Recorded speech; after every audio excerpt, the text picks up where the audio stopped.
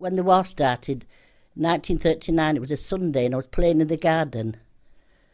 And my father shouted me and my twin brother in and said, there's been a war broken out.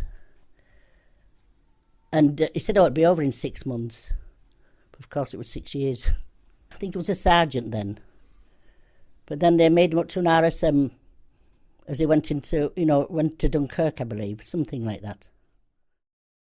My mother got a letter one day, a telegram, to say that my father was missing, presumed dead. And my Aunt Lou came from London, that was my dad's brother's wife, in her apron, because they were being bombed out, and said she had a letter from my father. She was Mrs. Exhall, and our letters had gone astray. So my mother ran to Bootham, to where they registered things, and said that Jim's alive, and showed this letter. So that was great. So she didn't become a widow. She then got a letter to say that he'd been found safe, but he'd been wounded, so they didn't know his whereabouts. Oh yes, I was 11 when he came back.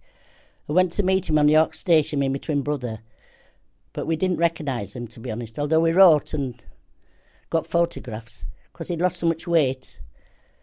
But he soon settled in about, a few days, and he was the father that we knew and remembered. When he came home, he brought me, I still got it, a wooden prayer book, because we're Catholics. And he wasn't a Catholic, but he brought us a wooden prayer book they'd picked up. I've forgotten where he got it on the way back. And he brought me brother some rosary beads, and we thought they were great. And also, during the war, the Canadians sent all the children who were prisoners of war a parcel with hair slides, pens, the other kids didn't have, so we shared them out with our friends at school. It was nice. He was very, very thin, and my mother made the mistake of giving him huge dinners. Well, he'd not eaten much, so then he had to tell her to slow down and give me smaller plates so he could build his, appetite up.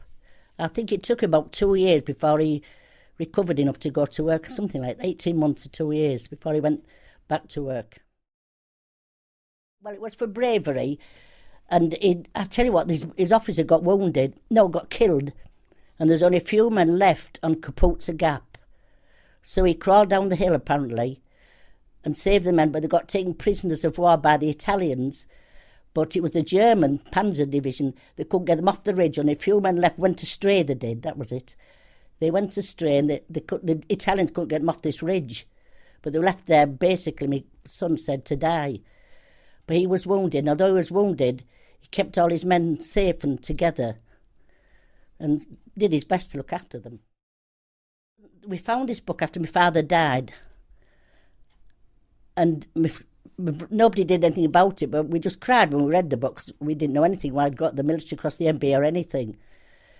But my son in Scotland decided to have this book printed, just certain things, and he's done it, which you see in the book there, and he's made a good job of it, I think, because my dad didn't tell us anything, he didn't want to know, but when he died, they gave him a military funeral from the church then, where it was the Battle of St. Maurice's Road, and the lads, he had the last post and everything.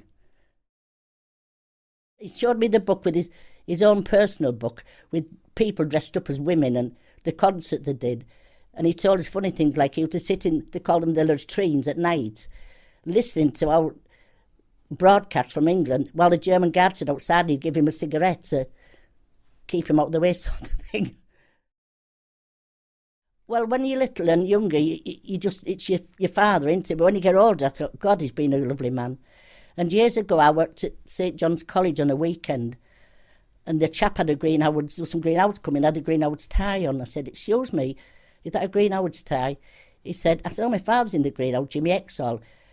He jumped up, shook my hand, and he'd served somewhere or other. Small world, isn't it? With my dad, and he said he was one of the funniest RSMs, but good, that was, that he knew in the army.